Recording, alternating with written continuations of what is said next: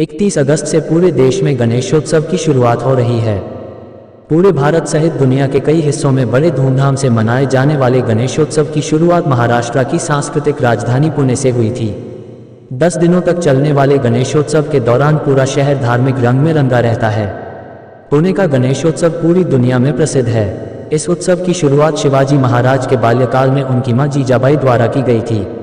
आगे चलकर पेशवाओं ने इस उत्सव को बढ़ाया और लोकमान्य बाल गंगाधर तिलक ने इसे राष्ट्रीय पहचान दिलाई। हिंदू पंचांग के अनुसार यह उत्सव भाद्रपद माह की चतुर्थी से चतुर्दशी तक 10 दिनों तक चलता है। भाद्रपद मास के शुक्ल पक्ष की चतुर्थी को गणेश चतुर्थी भी कहते हैं। गणेश जी हिंदुओं के आदि आराध्य देव है। हिंदू धर्म में गजानन को एक विशिष्ट स्थान प्राप्त है। कोई भी धार्मिक उत्सव, यज्ञ, पूजन इत्यादि सत्कर्म हो या फिर विवाहोत्सव हो, निर्विघ्न कार्य संपन्न हो, इसलिए शुभ के रूप में गणेश जी की पूजा सबसे पहले की जाती है।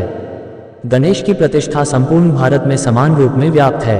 महाराष्ट्र इसे मंगलकारी देवता के रूप में व मंगल मूर्ति के नाम से पूजा जाता है। दक्षिण भारत में इनकी विशेष लोकप्रियता कला शिरोमणि के रूप में है। मैसूर तथा तंजौर के मंदिरों में गणेश की नृत्य मुद्रा में अनेक मनमोहक प्रतिमाएं हैं। महाराष्ट्र में सातवाहन, राष्ट्रकूट, चालुक्य आदि राजाओं ने गणेशोत्सव की प्रथा चलाई थी।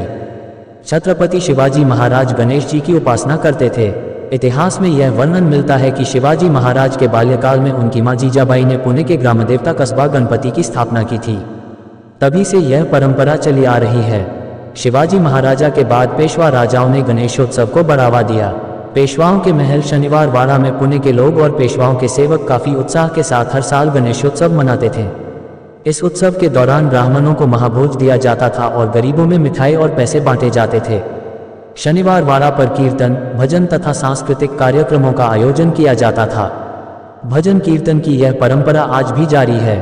ब्रिटिश काल में लोग किसी भी सांस्कृतिक कार्यक्रम या उत्सव को साथ मिलकर या एक जगह इकट्ठा होकर नहीं मना सकते थे।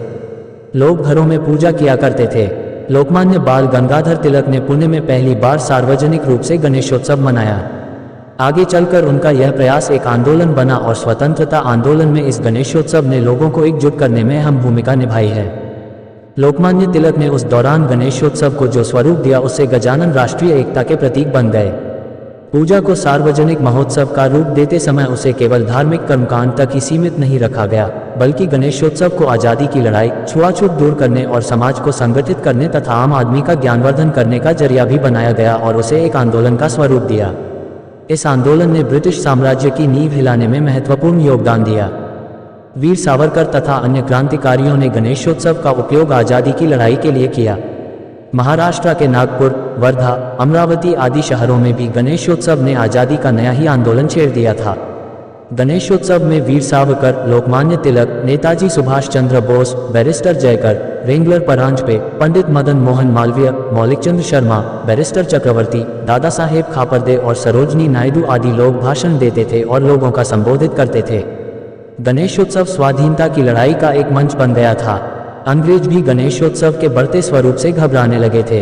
इस बारे में रोलेट समिति रिपोर्ट में भी चिंता जताई गई थी। रिपोर्ट में कहा गया था, गणेशोत्सव के दौरान युवकों की टोलियां सड़कों पर घूम घूम कर अंग्रेजी शासन विरोधी गीत गाती हैं और स्कूली बच्चे पर्चे बांटते हैं, जिसमें अंग्रेजी हुकूमत के खिलाफ हथियार उठाने और मराठों से शिवाजी की तरह विद्रोह करने का आह्वान होता है। साथ ही अंग्रेजी सत्ता को उखाड़ फेंकने के लिए धार्मिक संघर्ष को जरूरी बताया जाता है। लोकमान्य बाल गंगाधर तिलक ने 1893 में गणेशोत्सव का जो सार्वजनिक पौधारोपण किया था वह अब विराट वट वृक्ष का रूप ले चुका है। वर्तमान में केवल महाराष्ट्र में ही 50,000 से ज्यादा सार्वजनिक गणेश मंडल हैं। इसमें से अकेले पुणे में 5,000 से ज्यादा गणेश मंडल है। इसके अलावा आंध्र प्रदेश, कर्नाटक, मध्य प्रदेश, उत्तर प्रदेश और गुजरात में काफी संख्या में गणेशोत्सव मंडल है। इतना ही नहीं, अब विदेशों में भी गणेशोत्सव मनाया जाता है।